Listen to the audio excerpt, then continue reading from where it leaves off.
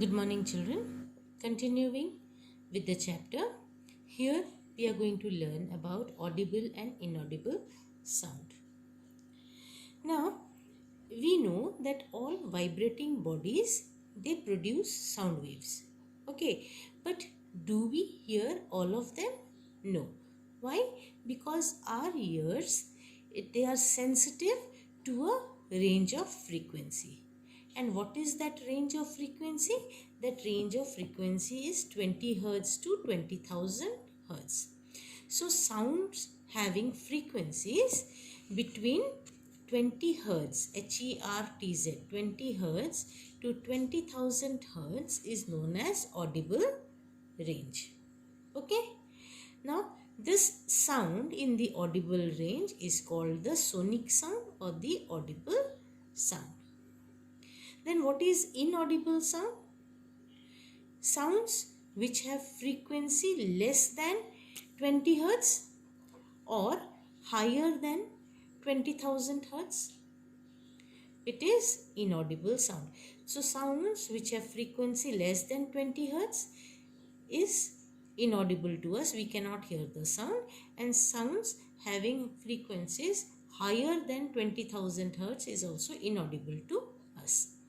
Okay, then what is this sound which has frequencies less than 20 hertz known as?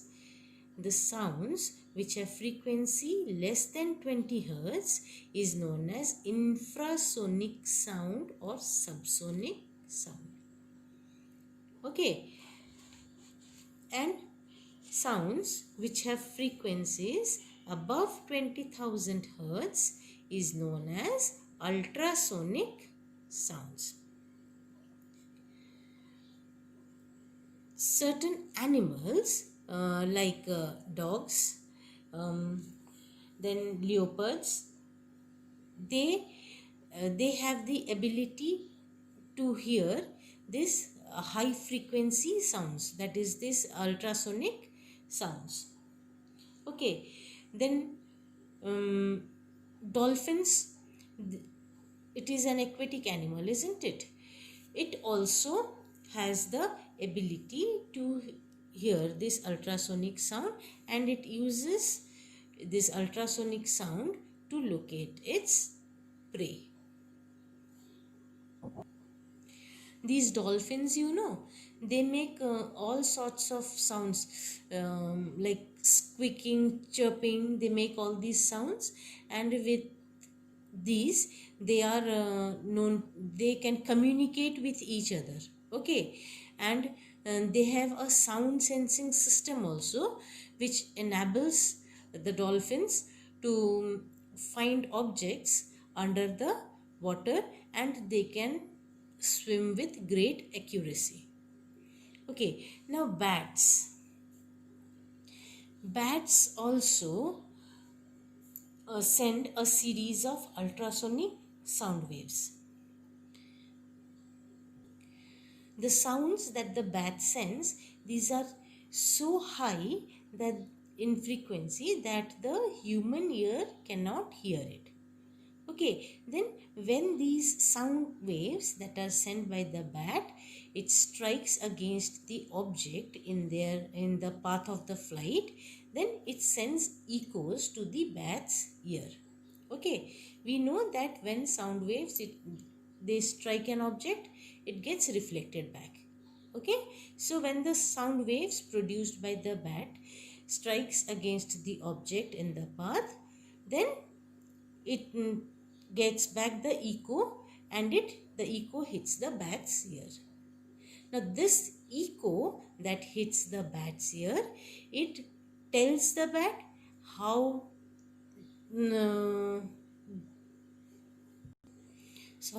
it helps the bat to fly skillfully during the night, isn't it? Night is dark. Okay, so with the help of this echo, they can fly skillfully during the night and in complete darkness. Okay, and this also helps the bat to find its prey. Clear?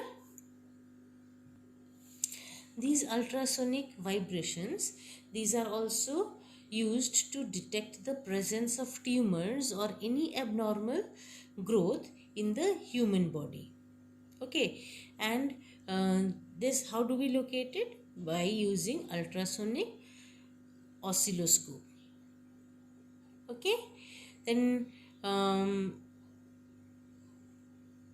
faults, holes, cracks, or corrosion in materials is also detected with the help of the ultrasonic vibrations.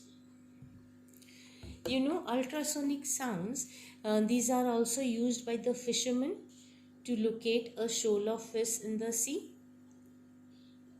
Then you must have heard about Galton's whistle.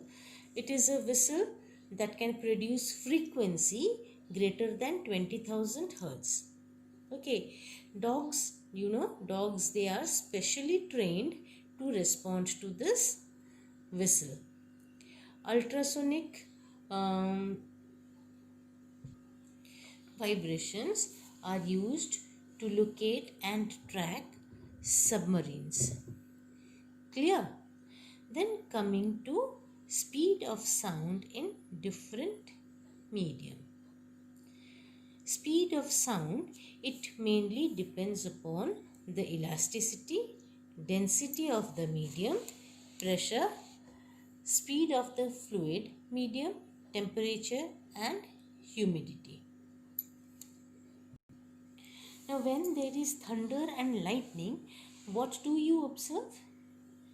We observe that the sound of the thunder comes much later after we see the lightning. Okay, when there is thunder and lightning, the lightning we see first and then it is followed much later by the thunder. Okay, but both the thunder and the lightning, they are produced together. Because of this natural phenomena, they are produced together.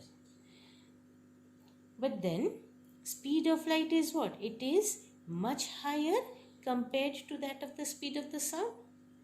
So when light and sound, they have to travel the same distance, then what happens? Sound takes much more time to reach us. Okay, that is why when lightning occurs, the flash of lightning is seen at once, but sound of the thunder, it reaches to us a little later. Okay, then we were talking about the speed of the sound in different medium. What is elasticity? Let me explain you what elasticity is. This is the property of a medium to regain its shape after being stretched or compressed. That means if you stretch anything and you release it, it comes back to its own shape, or if you compress anything, then release it, then again it comes back to its original shape. Okay, so elasticity is the property of a medium to regain its shape after being stretched or compressed. Okay, now the speed of the sound, it increases as the density of the medium increases. Since density is what? Density is mass by volume. Okay, so density of solid is more compared to that of the liquid and gas.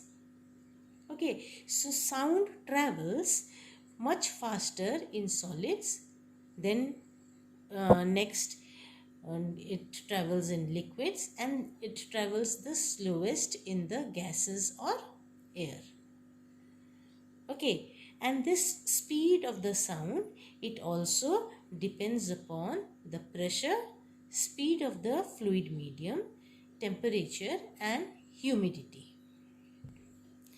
The speed of the sound is more in humid air than it is in dry air. Okay, in humidity,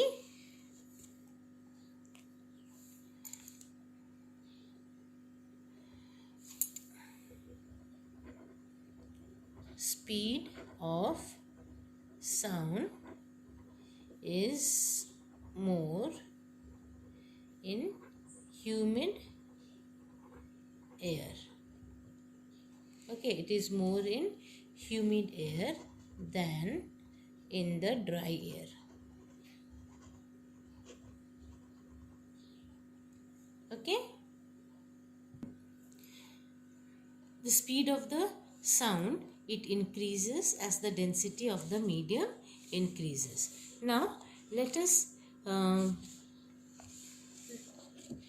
see this activity 5, where it is shown that sound propagates better through a solid medium than through a gaseous medium. Here what is given, there are two friends. Okay, they stand on one side, and the one friend stands on one side and the other friend is on the other side of the table. Then one person has to ask the other person to tap the table at the other end. Okay, such that you can hear a very faint sound.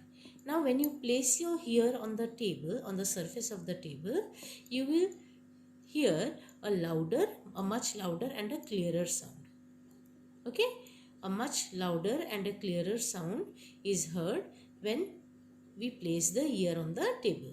So from this you can conclude that sound travels better through solids than through the air.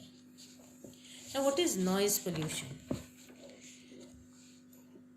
When there is constant noise from honking of the vehicles, loudspeakers, engines of automobiles, trains, aeroplanes, workshops, then it causes a very harmful effect on our physical and mental health.